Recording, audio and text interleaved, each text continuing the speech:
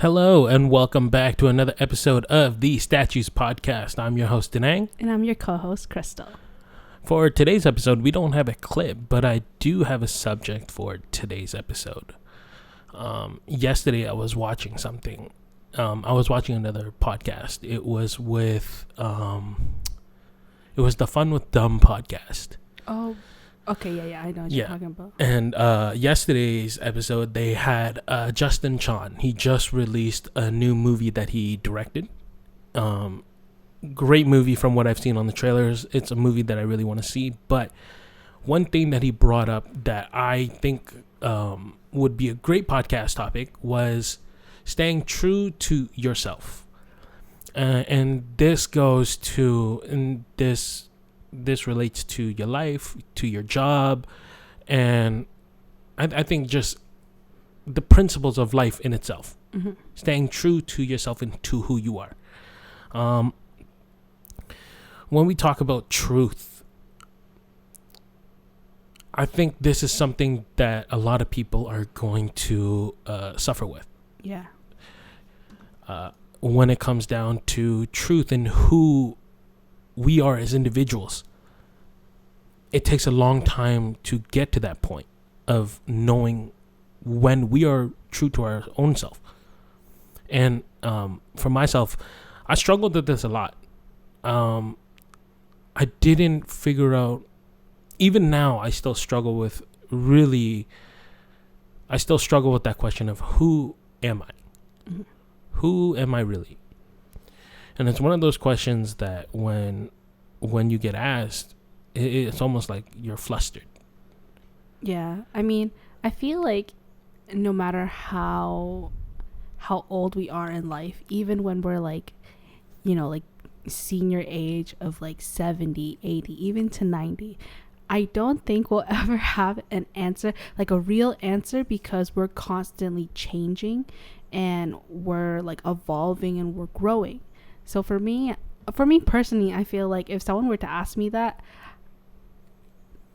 yeah, just like what you said, I would probably feel flustered, but just because I feel like because the me yesterday is probably different from the me today. So it's like, who am I really? I'm constantly changing. Like, yeah.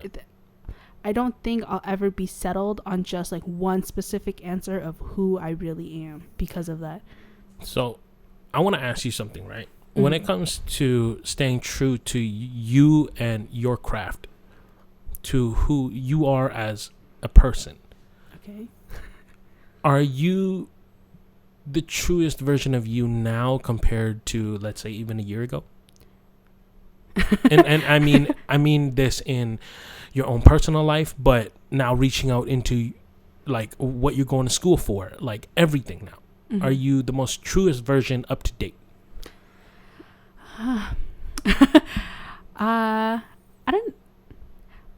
I don't know if I feel like there's no really wrong or right answer, but I feel like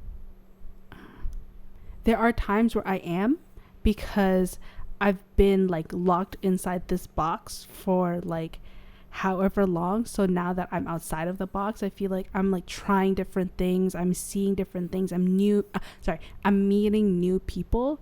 So yes, but at the same time, because of that, because of like the growing that I'm doing, I don't know if I'm really like my truest self yet. But compared to like, if you rephrase the question as if like if I'm my realest self now compared to how I was before, I think so.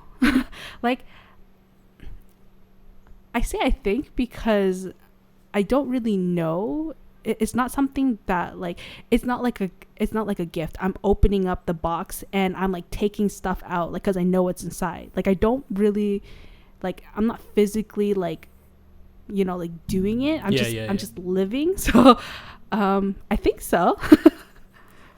Because when it comes down to this whole subject of our own truth, I think, like, even in my case, a lot of people would look at my career as like a very weird turn of events. Mm-hmm. I went from going to from television broadcasting in college into the entertainment field and not the traditional television route. Yeah. I went into music videos and event filming. And so from there, I was exposed into music. And that's how I got into more music videos and dance videos now. Yeah, so different types of media. Yeah, and so one thing that he brought up that I really relate to was a focus on one principle in what we do.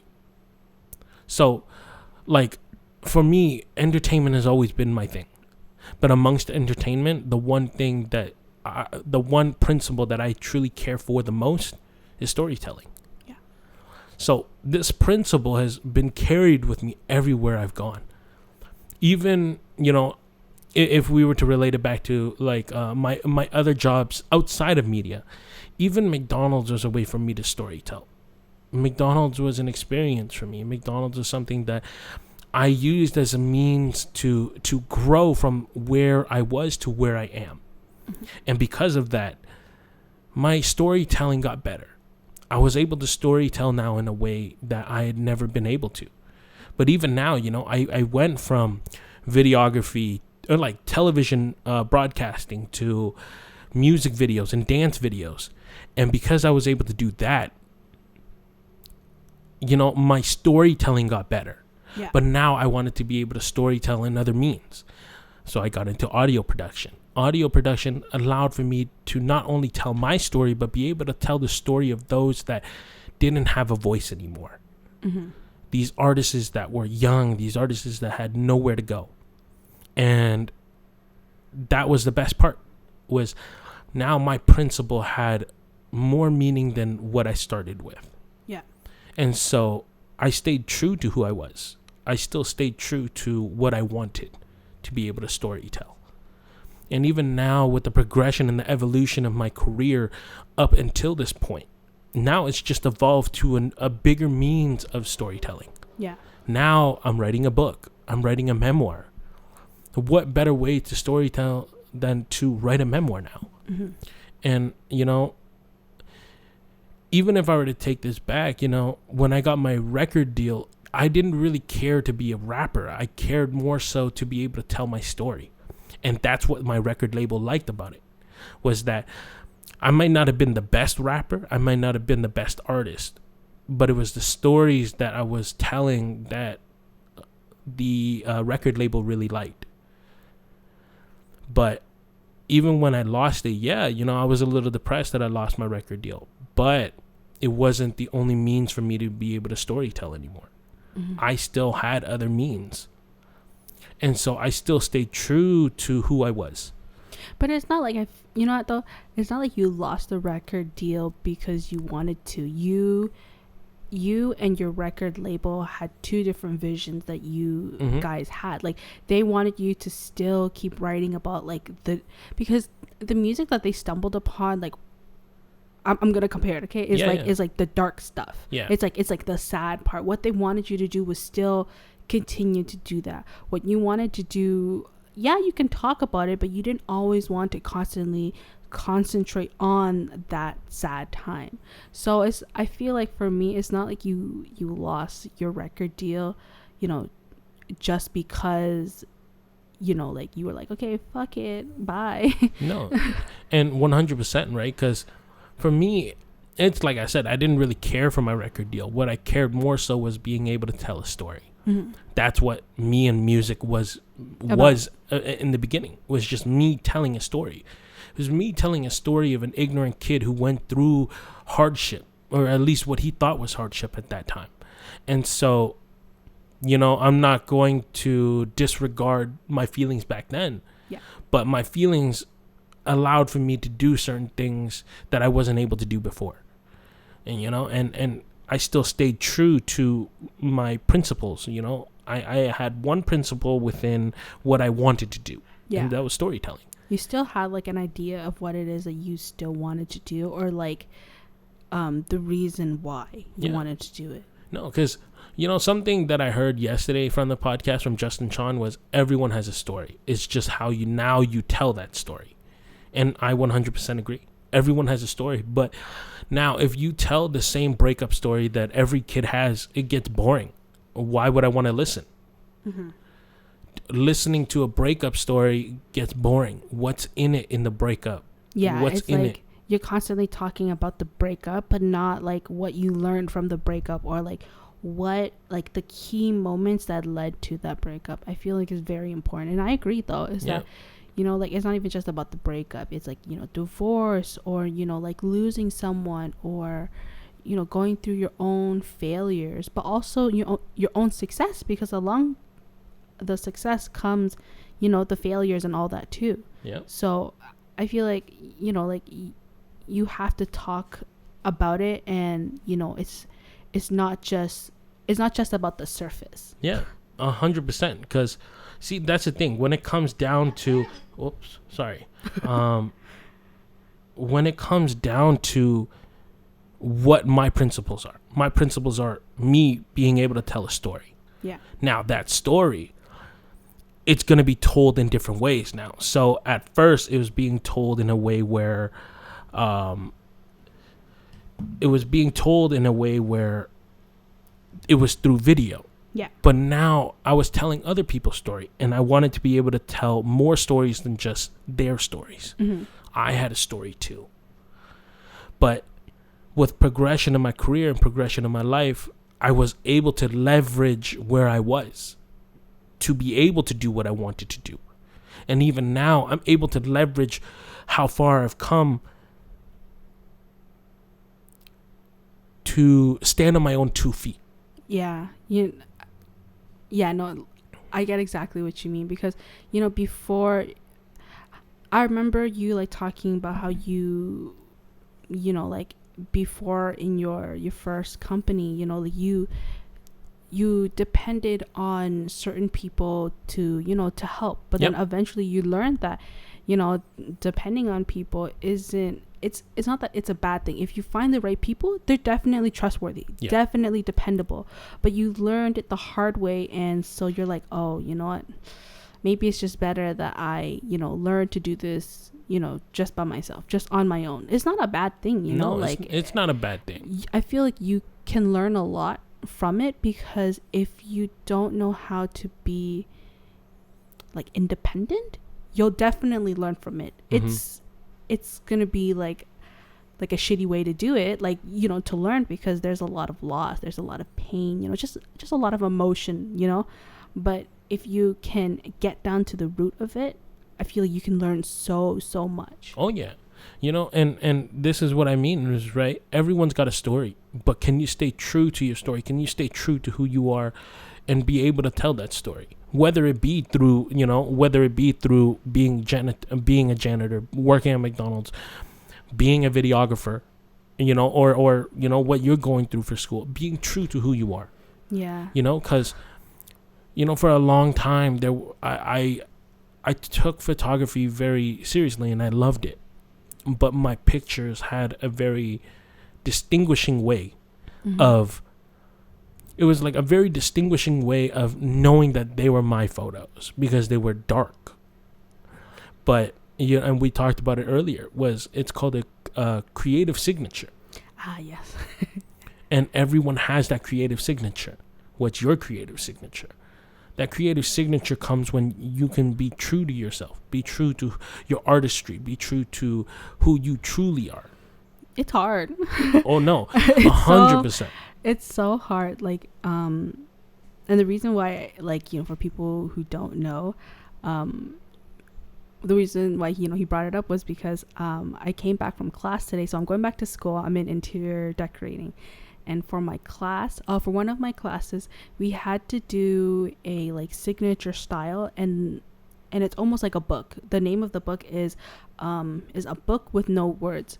So it's just a bunch of pictures, and if someone were to look at it, what kind of style, what kind of like creativity screams you? Like, and she was saying how, like, if like 20 years down the line, 30, 40, however many years, if people can still look back on it and still think when they look at it it's you, then you're doing a good job, like you're doing it right. Yeah. And I gotta say though, it's so hard because I have like two very distinctive styles that I like. I like the clean, minimalistic, almost like Scandinavian inspired look, but at the same time I also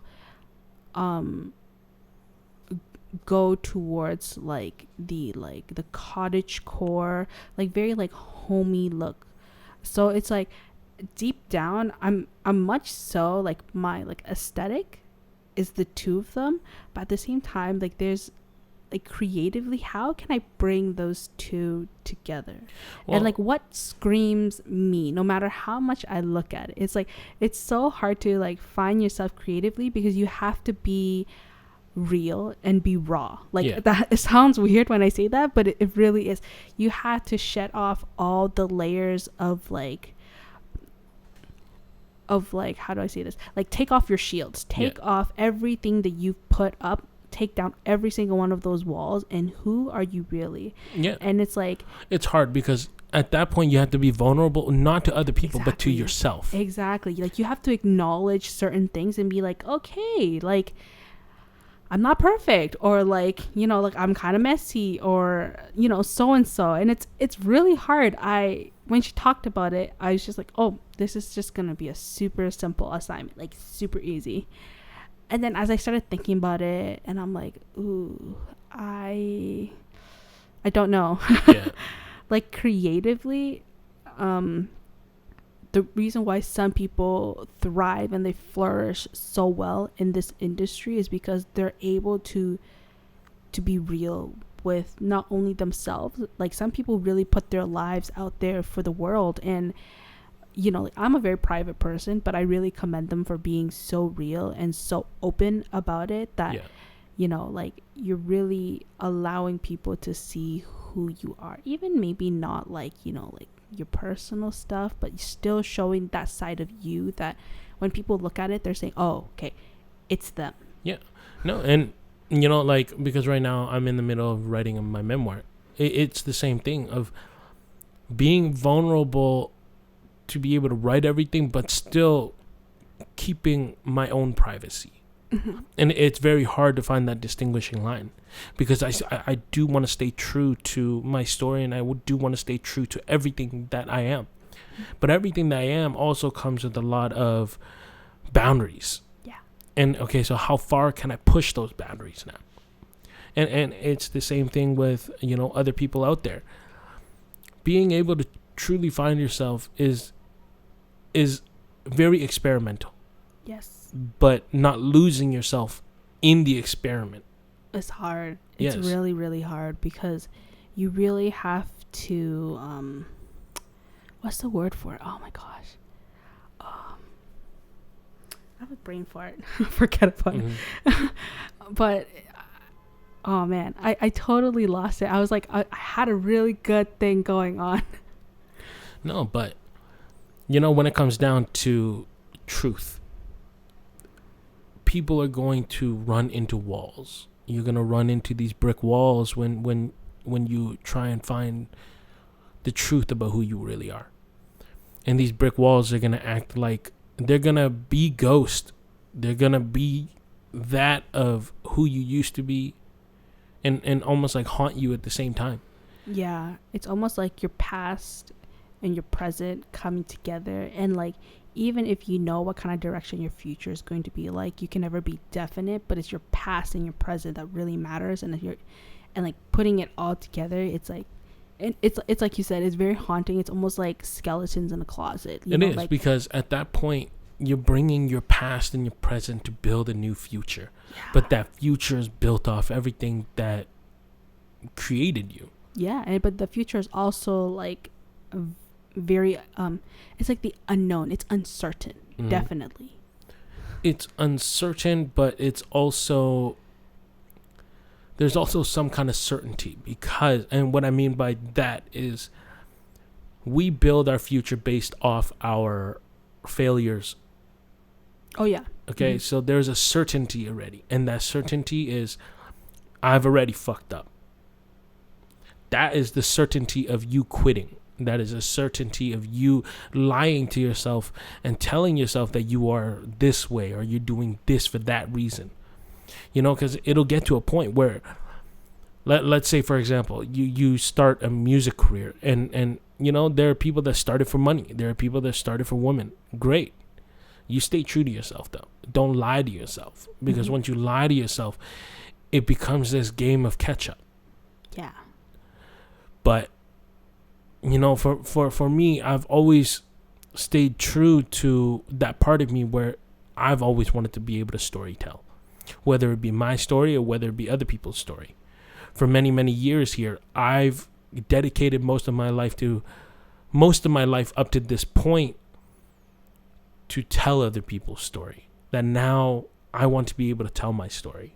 Mm-hmm. But it comes with a lot of self-realization during that process too. Yeah. Because now I'm at a point where I look at myself and there's a lot of things that I don't want to say I forgot, but more so it was buried deep. And now that it's out, it's like, oh, okay, now I got to confront these things. Do I want to talk about these things? How do I talk about these things? Mm-hmm. And that's the hardest part about writing a memoir. Yeah. I know what you're talking about because you always talk about it with me. You're always like, oh, like, I don't know if I should say this, like, I don't want to step on toes.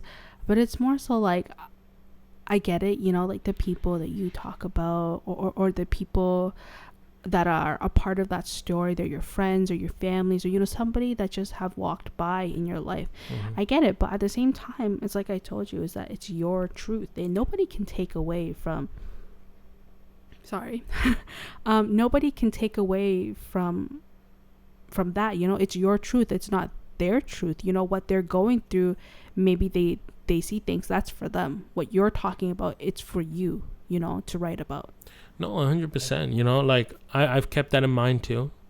But I think the hardest part is because I know that what I'm writing for is for myself, that I'm not trying to paint these people in a bad light. Yes, what I'm talking about in that time is my truth of a situation, the horrors of that situation. But it's going to paint this person as a bad person. But for me, it wasn't a bad person. To me, it was more so a growth in time. Mm-hmm. And things have changed. And people have changed. But for me, I know that this is my truth. But I know that my readers, when they read it, they're going to view it as something else. Yeah. And that's what I don't want. Is if I were to make this my truth, I don't want it to be miscued by readers and by listeners to look at it and say, oh, well, he said this, and that's the hardest part is I don't want to paint a bad picture for the other person. Exactly. Yeah. I feel like it's hard for me to say something because I understand where you're coming from. Like I get it, but at the same time, it's like I said, like they see like okay. To put it simply, I had a teacher who always told me, okay, something that his mom told him, that there are 3 truths. Yeah. Your truth, my truth, and the actual truth. Yeah. So it's like, that's your truth. I can't go and I can't tell you that you're wrong, because the way you think is different from the way I think. Yeah. So I can't go and tell you you're wrong, regardless. How you see things during that event, like I can't go and I can't be like, oh, like fuck you or something like that. Yeah, and 100%. But I think this is where it gets down to the nitty gritty of when people go in, they try to find these truths. Is you are going to confront things that make you uncomfortable. You are going to have to now question certain things to be able to unravel what's behind the blanket. Mm-hmm. Okay, and when it gets to that point, now what do? Do you take that step forward? Do you want to really get to know the truth? See, when people talk about truth, there's a lot of gray grounds with this truth, right? Mm-hmm. It's not wanting to paint a bad picture of certain people. Yeah, you don't want to put someone like in a light where they're seen as the villain, but it's not about being the villain. It's about what like the person or what everybody's done to each other in that situation. But some people might not see it that way. Yeah. And I completely get it. It's like treading that thin line of like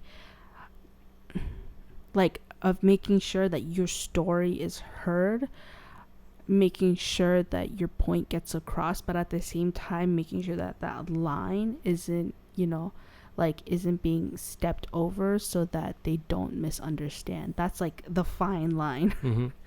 And you know what? Like, I don't want to sacrifice, and this is the hard part, right? Is when it comes down to truth, are you willing to sacrifice some of your principle for it? Right? Because my principle has always been storytelling. But for me to be able to storytell, now I have to sacrifice a little bit of the truth and hide a little bit of the truth. But then it's not going to be the truth. Yeah. And that's the hardest part is I can give you the truth, but I'm not going to be able to give you the whole truth. Yeah. Like, for example, like a situation that happens, I can only tell you bits and pieces of this situation. I'm not lying to you, but I'm going to withhold some of that information because certain morals and values would be compromised. Yeah. Okay, so like my question to you is like, in regards to that, do you feel like you're not really telling the truth? Okay, you're not lying for sure, but do you feel like you're taking away that aspect of speaking about your truth about what happened? Yes and no. No, because what I do have and what I've said, it's building the picture of who I am right now. And that's the point of my memoir. I've been thinking about it for a while, what my memoir would be called. And now that I have the chance to really think about it, I was going to call my memoir From Boy to Man. And so being able to tell my truth as a boy coming up to being a man, there are certain things that I do have to hide as a man because I don't want to hurt people. I'm not lying and I'm not telling you the full truth, but all the clues are in there. Now you just have to tie certain things in. It's up to the reader now to tie these clues that are there. But along with that, I also don't want people to tie the wrong picture. I don't want people to paint the wrong picture that wasn't there. Yeah. I'll paint a picture for you, but I'm just going to leave certain things out so that I don't hurt certain people. But do you feel like if you do that, it goes back to what you're saying, is like leaving it up to open interpretation, and when that happens, it's like going down the rabbit hole of like not so great things. What do you mean? Okay, so how do I say this so that so you leaving out certain information, you're still talking about it. Yeah. But you're not really saying the full 100% truth of the story of how you feel. Yeah. For sure, whoever will read it, and if they're mentioned, or if what they were a part of, or their impact in your life that time, negative or positive, and you're not really saying the full truth, don't you think that leaves things open up to interpretation for the person to think about? And what if it goes down the rabbit hole? Yeah, the rabbit hole of negative thoughts. and that's one thing that I fear the most, right? Is I want to tell my truth, but my truth comes with a lot of pain. But the pain is inflicted by these people that are very close to me. Yeah. For me to be able to tell that story, and tell it in a way where you get the story, but you don't get the full reason, is going to be one of the hardest things that, as a writer, as a storyteller, as a creator, it's going to be extremely hard. Yeah. Because, I've thought about it. One of the questions that, like, I think about a lot is what makes me different from everyone else that's writing a book. Because like, it comes down to this, right? Is, every kid wants to write a book. Oh, great. Okay, so why are you writing a book? Well, my reason for writing a book was very different from other reasons. I'm writing a memoir because this memoir isn't just a memoir. Yeah. It isn't just my memoir. It's a memoir of those that have fallen and taught me certain things. So it's a way for me to keep their memories and their legacies alive in a way where future generations can read it and understand. But it's also a means to teach people what I did and what the end result of what I did was, whether it was good or bad. As a Hmong kid, Hmong people couldn't make books. Hmong people can make movies. But now it's going to get very outdated quickly because you're just telling an Asian story now. You're telling the typical Asian story of an Asian parent that doesn't support you, that does this and does that, and now you get to that point and now you're successful. Great. My story isn't about success, though. I'm not successful. Yeah. And that's the story that I want to tell. Is a story of a normal kid that had a normal life, just like everyone. I had a parent, I had brothers, I had sisters, I had grandparents, normal life. But now, the journey that I go down in my life, that's where things go completely bonkers. Yeah. And that's a story I want to tell because it shows the story of a normal kid whose life was turned upside down without him knowing it was upside down until he was 29. For me to be able to, do all that, yes, I have to tell the truth. There are certain things in it, like your dad's suicide. I can't just leave out that. I could just say, oh, your dad passed. But now if I say that your dad passed and I don't specify that he committed suicide, now the effect that it had on me in the book won't come off the same way that it had on me in real life, because it was the fact that he committed suicide that hurt me even more. It made me take this huge leap, this 180 in my life. And yes, for that reason, I told the truth. But I don't explain why. I don't explain why he committed suicide. I just say he committed suicide. Yeah. And that's how far, like, these are the small details that I have to almost like trickily take in and out. Yeah. And it'll get very difficult because now I'm getting into parts of my life where I need to either hide people's identities or I need to take out certain parts of these events because for my own privacy reasons or the privacy of other people's in my life, Yeah. And then when it comes down to, let's say, events of me living with your mom, there are certain events that I'm not going to put in the book because if I do it, it paints a bad picture. But I am going to like almost like not white lie, but I am going to bend the truth just a little bit so that I can tell the story in a way that they understand how I saw it.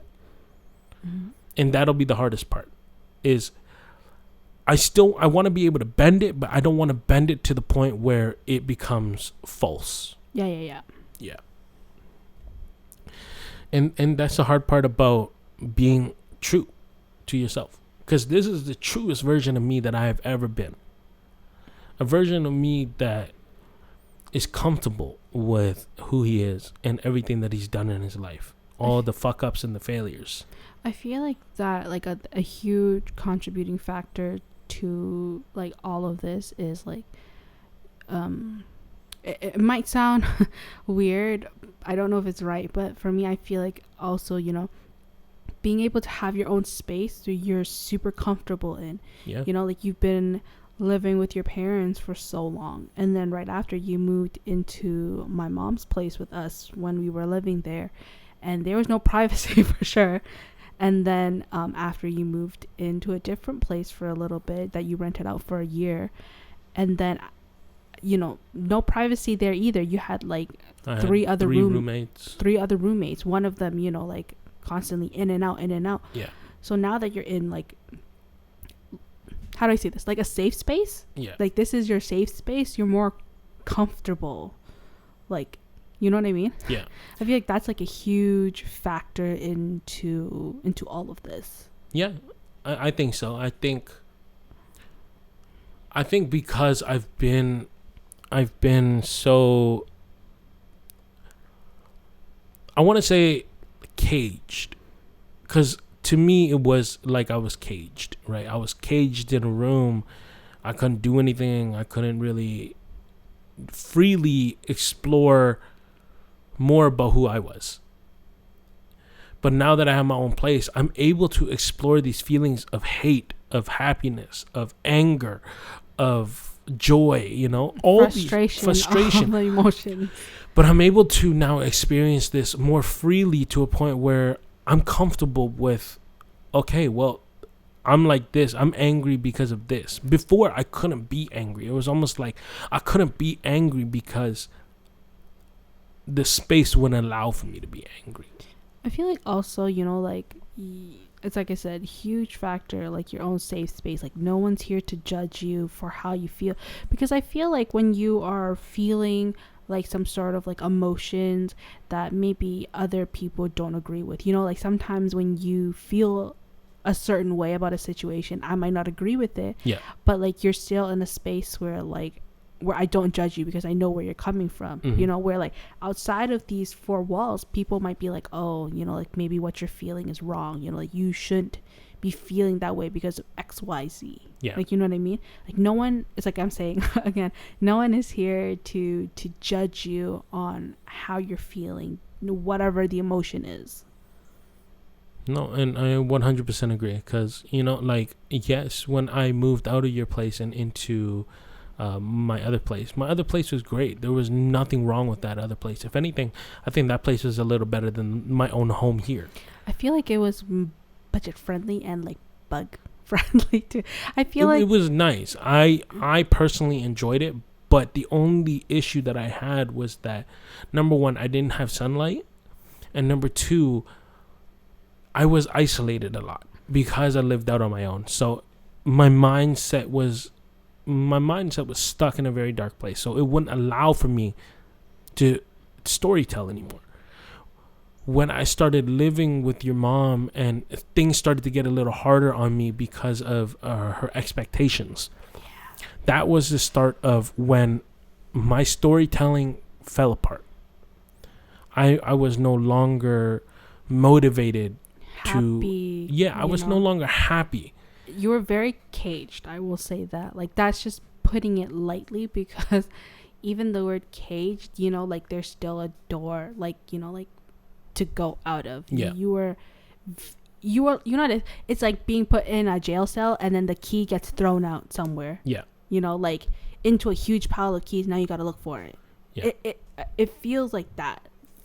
That's how I saw it as, you know, like not saying this as your spouse, but somebody that really saw like the difference, like really night and day from like when we first started dating to once, you know, like you moved in and things started to really change. Like the dynamic between all of us really shifted. And like, I feel like there were times where it was like, okay, I'm not saying it's good. It was okay. Mm-hmm. But then most of the time was very negative, and that really affected your creativity, your headspace. It affected my creativity a lot. Like, it did. I went from writing music almost every day to not writing music at all for years. Yeah.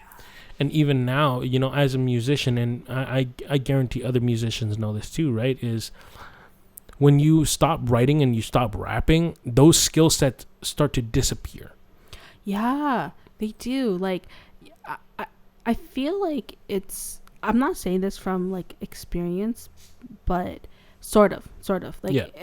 if nobody knows, and if I didn't mention, I went to an art school for singing, so I know what that feels like, because once you really stop your craft, it's not that it's like fully disappeared, but the like, it almost feels like second nature. That sense is like, it's gone, and you have to really like start from scratch again. Yeah. I don't know if that's how it is for you, but It is like, felt even like that for now, me. even now I want to write music.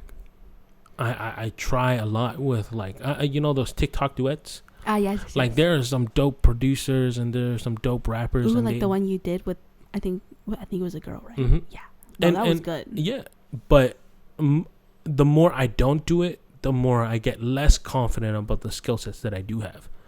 And it gets scary for me, because that is one means of creativity for me. That's one way for me to be able to storytell and be the truest version of myself. But that also because you've spent so much time and effort into really honing that craft. Like, it's not an easy craft. Like, craft is not an easy thing to do. Like, to rap is very difficult. Like, you can have the ability to write a story, but to have like the flow and like have like the persona, it's very difficult. Like, you have to be really, really confident in rap. Like, there's no way you can just half-ass it and just be like, oh, like, yeah, no, you have to be super confident. Even if you know you suck, you just confidence all the way. No, and that's who I am when I rap.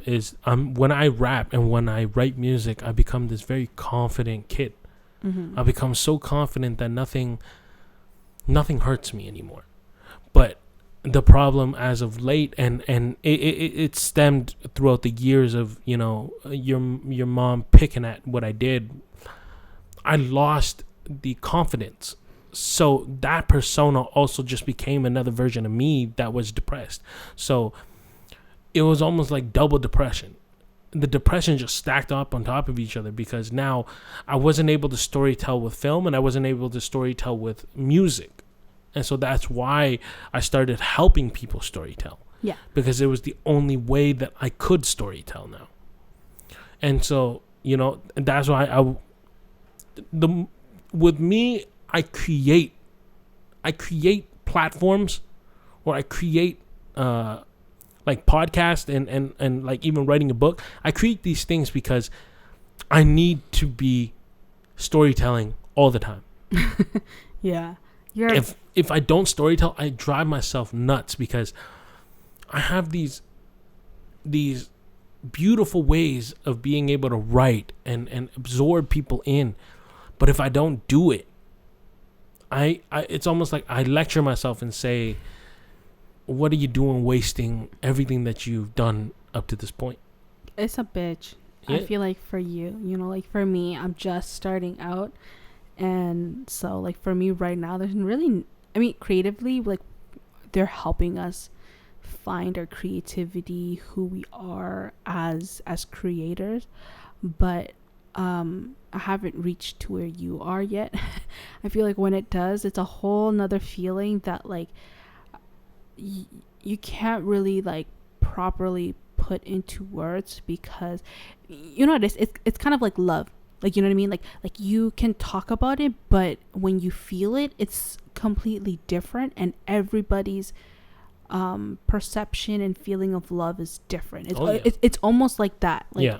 So I feel like when that happens, if it happens, I don't know. Like, like I see you like trying to like, like it's not like it's like the creativity has like completely stopped, like there's still something that, wants to go, but there's like that wall that's like putting out, that's like, no, like it's not time yet, I feel like. Yeah. So I haven't, like gone there yet. And that's okay, because I think everyone gets there eventually, and everyone will get there at their own pace, and it'll be a journey of its own for you. I feel like there's a lot of personal doubt too. Oh yeah. Like, because now that you're you're on a standstill, like you've halted things, you're starting to question, like, oh, like why, like, is it my like ability to not do something? Is it like an inability? Like, what did I do wrong? You know what I mean? Like, it's always just doubting yourself, questioning like every single move that you've made to lead up to that point, and it's really like detrimental, because you're just like like hacking down. It's almost like a tree, you know, like a tall tree, you know, like you've worked so hard to, you know, to be that tree, and then slowly, once it comes, you're just hacking every single bit of that tree down to like this tiny little minuscule part of yourself. Yeah, no, and it gets like that for me. That's why even when I'm writing my book and my chapters here, like every chapter that I write, I reread and reread and then reread until it gets to a point where I like how it sounds. Yeah. But it's because I always have this like very hard critique over my own self, because I know that I lack the confidence to make all of it possible. You know, I just think it's like we've always said it too on this podcast. Outside of it, we are our own harshest critic. Yeah. Without a doubt. Yeah. You know, like you really, you know yourself best. Yeah. Even when you think you don't, you really do. And so when you start, you know, doing things, or when you're at that part of like writing, reading, whatever it is you're doing, you start, you know, like going over certain things, or you know, you're questioning. That's when your inner bitchy side like starts to come out. And you're like, you're your own person. Like, it's like a reflection. It's like you are sitting across from yourself, you know, telling you like, what the fuck are you doing? Yeah. And that shit happens all the time for me, and that's why it gets so detrimental to my mental health. Like, even writing this book, I have to stop in between because I need to breathe. Because even when I write, the way my brain works is that my brain functions a lot faster than the way my own eyes do. So when I write certain things, I'm writing it based off what I'm feeling in my head. So it really puts me back in that mind space of being in those situations and remembering every detail. And I remember every detail. And that's the hardest part, is when I put myself into those situations, it becomes a relivable moment for me. Yeah. And even the way, like, I want to get this book published, and then I also want to do the audiobook, but I don't want someone else to read it. I will do it myself. I mean, honestly, I think you doing your own audiobook is perfectly fine and normal, because you're able to talk about it with your own emotions, because as you're reading it, and this might sound like really bad, because but like as you're reading it, you're putting yourself back into that headspace again, remembering everything that happened. And I don't think it's a good or a bad thing, but it helps like people that are listening or reading the book to really not fully, but like to understand a fraction of what it was that you're feeling in that moment. Yeah. And, you know, like, one of my biggest hopes for this book is that I'm able to tell my truth and have people finally see my truth and not the truth that they have perceived onto me. I don't understand that. You know what I mean? When people just go and they start making up their own storyline of what it is that happened without really asking you, you know, like, what happened. And I can't say that I'm like, you know, like mad at them, but what they see is just only like one side. It's not the other side. You know what I mean? Like, why not ask?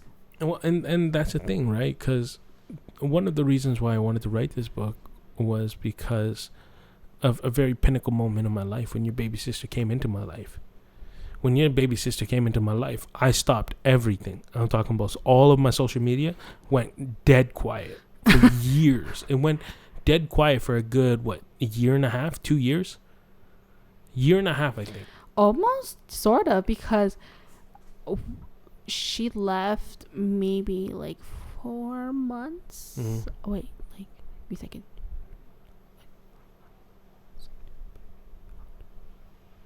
Yeah, like 4 months, almost like 4 or 5 months after she was born.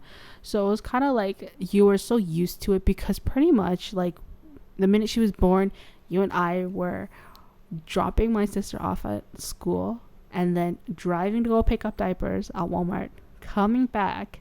Like, my mom's exhausted, okay? Can't blame her for that. She pushed the whole child out. So she, like, we'll watch the baby for a little bit. She'll go do her thing. But it's just like us, like, we were busy. I was still going to school at that time too. Had just started a brand new program, a science program, no less. So like, between school, home, and then like a job too, it was a bitch. No, it was a piss. So that's what I wanted to tell, right? Is my truth of the situation, of why I disappeared. Because what people see is, oh, he disappeared. What I want to now tell is this story of the biggest change in my life and why I disappeared. But it's not like, like, you didn't. I mean, you know what? Maybe it's because they don't live with your parents. But when you were gone, you weren't really gone. Like, your parents called you, and then you drove down to see your parents quickly, and then you came back whenever you had time. Yeah, it's not like you just at like, that time, walked out the door and was like, peace out. Because at that time I was the busiest that I'd ever been. I was still managing my company. I was still managing my artists, and then even with that, I was babysitting your both. I was helping your sister. I was babysitting your baby sister. I was helping your mom. I was driving you back and forth from school to home. I think my sister started her job too around that time. So and so I was doing all of the driving. Yeah. And it wasn't even that. It was kind of just like, okay, well, now I have a little baby, so I need to really maintenance my car. So I stopped driving long distance so that I stopped putting mileage on my car. I think the only long distance we ever drove with her in the car was to where we are right now, to your parents, and that's like an hour and a half. Yeah. Every drive. And so it was an hour and a half from my mom's place to here, and then an hour and a half back, and that was the longest trip that we took. And like, outside of that, the only long trip we took was to the capital city, and that was like 6 or 7 hours. But that was just like, just the three of us, no baby in the car, just 3 grown adults inside. So, but with my baby sister, we didn't drive much though, like, at all. Like, we were just but we were just at like home. Even then, like, I still had like I said, like, my life changed, everything, my mindset changed. I don't think that's a bad thing though. Like, it's not a bad thing. If anything, I think that was a very pinnacle part to who I am. I feel like, and I don't know if you can relate to this, maybe you do, but for me, when my baby sister was born, like, before that, I was very scared. Like, the idea, like, I knew I wanted a family, but still the idea of like having kids of my own was scary, because the kind of, I don't want to use role model, okay, because that's not it, but what I saw in front of me was terrible. And it's not that I was repeating every single thing that they were doing, but it was like certain habits, or like for example, like my mom's temper. Yeah. Like, I started to get some of that temper too. Like, I wasn't going around and like slapping people, but it was just things were slowly setting me off. So like, the idea of having children was scary. But once she came into the picture, I remember having this conversation to myself too. I was like, shit, girl, like, you wouldn't be so bad as a parent. Like there's nothing to be afraid about, like, you'll be fine. Like, there's no need for you to, be so worried. Like, you're good. Like, you have a partner that knows what they're doing, and like, good, like, good parents from his side to help you too. And when I saw you, like, how you were with my baby sister, I was like, this guy will be a great dad. and this is it. Like, that's what I felt like. Even though I had rejected marrying you a few times, I still knew, though, like, after everything, it was going to be okay if we had kids or if anything were to happen. Like, you know what I mean? Yeah. No, I get it. Like, that's why, like, I wanted to... What? I talk too much. No, it's fine. Like, that's why when it comes down to it, you know, and I like, one of the things that I'll always say to people is, if you want to do something in the creative field, tell your truth. Tell your truth, because each truth is different. The scenario can be the same, but each truth is going to be very different. For me, the moment your baby sister came into the picture, I knew that I was going to be a great dad. There was no doubt about it. I loved your middle sister so much at that point already. There was nothing that I wasn't going to do for her. But when your baby sister came into the picture, I already knew I was going to be a great dad. I knew that I was going to love this child. I knew that I was going to help. What I didn't know was how much of my life was going to change because of her. And when my life changed, that was when I started to realize how deeply I fell in love with your baby sister. Yeah, you know, like when they say that you don't truly know what true love is until you experience that. And I can't put it into words, because like I feel like that feeling I'll have with my child is completely different. But like I understood what they were saying, that you don't know true love until that moment. Yeah. Like, you know what I mean? That moment, see, what a child did for me was, I knew that I loved you already at that point. But what that child did for me was really show me how much I loved you past what I knew what love was already. And so my understanding of certain things at that time started to expand. I started to want more for my life because of this child and because of your middle sister. Yeah. I wanted to be able to prove to them that the life that they were given isn't the only way. And so I started to work extremely hard. And, you know, my success up to this point, I attribute to your middle sister and your baby sister, because if it wasn't for them and me wanting to be a part of their life, I wouldn't have worked so hard to have built something so that I could show them.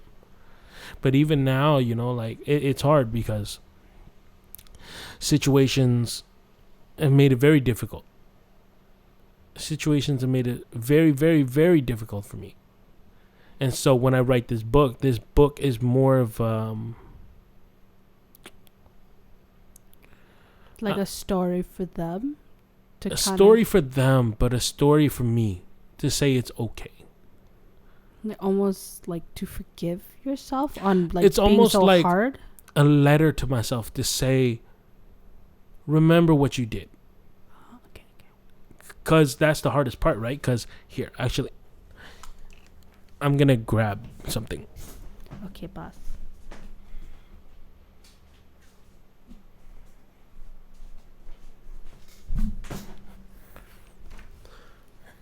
Y'all, I'm sorry. It's so bright in here with these lights on. Okay, so this is a small snippet from my book that I wrote. And I wrote this part for myself. For many years of my life, I spent a lot of it hiding behind the camera, away from the spotlight, away from the attention of the public.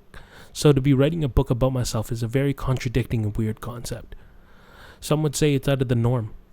A 29-year-old writing a memoir about his life and his journey. To that, I simply say I agree.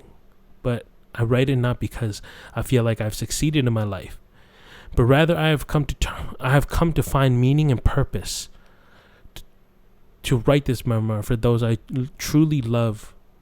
This memoir is not just of me. but the many who have done so much to help and change my life and help build me a new legacy on top of the existing ones that I stand on. So the reason why I read that was because I wrote that for myself, because I forgot why I did it in the first place, why I cared so much. It wasn't, when times get tough, you forget everything that happens that made you this way, that made you want to do this. That's why I did it, was because I forgot why I wanted to do all of this in the beginning, why I wanted to be a storyteller, why I loved so much, why I cared so much. I did it because the legacies that I stand on are a platform. What your dad left behind, I wasn't going to forget. So I loved his daughters as much as I could to keep his legacy living on. Mm-hmm. And I forgot that because I was so angry. I was so depressed. I was so sad that I forgot why I did it. And that's why, in my memoir, I have these things where it's almost like I write a little bit to myself and then we go back into the story. Like a little memo. Yeah. And I do it so that when people read this too, they can remember why they're doing what they're doing, why they're on the journey of self-discovery, mm-hmm. why they're looking for the truth. The truth is not an easy thing to find. It's not an easy thing to look for. No, far from it. Like the truth is scary. It's scary because you're just really confronting everything, like the good, the bad about yourself. Mm-hmm. It's really scary, and I can't say that like enough. Yeah. When it comes down to the truth, it's going to be a journey, and the self-discovery is going to be one that takes you to a very good place and also takes you to a very dark place. But you have to continue to try and remember why you're on this path and why you're doing what you're doing. To remember to focus on a principle, okay? No matter what you do in your life, it doesn't matter. You can go from being a janitor to an accountant, from an accountant to, an astronaut. But if there is a principle for why you're doing all that, then there's no reason for you to doubt why you're doing it. One thing that was said a lot was a jack of all trades, but a master at none. But I want to say that does not apply with this situation, because the principles and why you're doing everything is why it won't apply. When you were a jack of all trades and you have principles to be the jack of all trades, it makes you a master of all trades. It makes you a master at why you're doing what you're doing. And that's something that, as people who lose their self-confidence during this journey of truth, you need to hear. It's that, yes, we are a jack of all trades, but we are also a master of it all too. Mm-hmm. We have learned so much.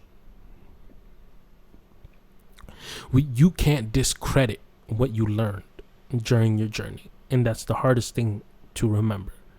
You cannot discredit yourself. To discredit yourself is to forget everything and break the structure to why you're doing what you're doing. Everyone has a structure. Everyone has a story. Now go find your truth and tell your truth in a way that is captivating enough for everyone to listen. Understand that everyone has a story, but if you don't tell it better than others, no one will ever hear your story. I wanted to say thank you so much for tuning in and listening to this podcast. I know that as of right now, there's no set schedule for the stream. Right now, we're just testing times to see which one works better. We'll probably do one more this week just to test one more time to see what is good. Mm-hmm. But you guys can let us know. All of the socials are down below. You guys can also email us at statuescollective@gmail.com. Yes. let us know any questions, concerns, or what's a good time to stream the podcast. Yeah. I also wanted to do a very quick shout out for a friend of mine. She just started her apparel business, Nico Apparel, with a purpose to brighten your day. It's anime-inspired aesthetic merch and apparel. You can follow them at nico.apparel, all one word, NIKKOAPPAREL. Follow them and check out her Etsy page. She got some dope stuff. She's gonna come out with some dope ass stuff soon, so follow it, check it out, tell her I sent you guys. This way she gives me a discount.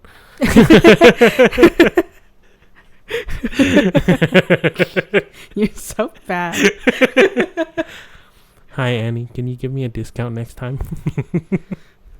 Major discount, we're coming to you to pick up. Thank you guys once again so much for listening. We'll continue streaming on Twitch from now on. The schedule is not set. The only set schedule is Sunday. We just haven't set a time for Sunday. Exactly, because everybody's busy. Everybody just wants to relax before the Monday starts. So like he said, just let us know, email us, or go into our DMs, just DM us, let us know, why not? We're just here to have a conversation with y'all, just like, you're listening to us. Thank you guys so much. It's such an honor to, reach a more immersive and massive following on Twitch. You guys can check out our YouTube channel. You guys can check out our Instagram page. You can follow us personally too. Mine is Denang_statues on Instagram now. What's yours? Crystal V_98 on Instagram. That's my personal. I try to post on it as much as I can. I post a lot, so I post a lot on my stories. So if you guys want to check it out, I post a lot of content about a very, very cute little girl that I love very much. That's the baby we're talking about. So if y'all want to add a face to his stories, to our stories about her, then you'll find her there. She's definitely not that tiny anymore. She's not tiny, but she's still my little baby. Yes. So but yes, thank you guys so much for tuning in. We will do one more episode this week. We just don't know when. So follow us on Instagram to know when we're going to be streaming. We will tell you on Instagram first. That's where you'll be alerted right away. And we'll tell you a day, 2 days before. Sometimes maybe a few hours before, but usually a day. But definitely you'll get notified there first of when we live stream next time. Yep. But thank you guys so much. We hope you guys like how the camera work looks. Please let us know, because we're just trying things out. I put a lot of work into this, so I hope you guys like it. Just him. But yes, thank you guys so much. This is your host and your co-host signing off. Bye-bye, guys.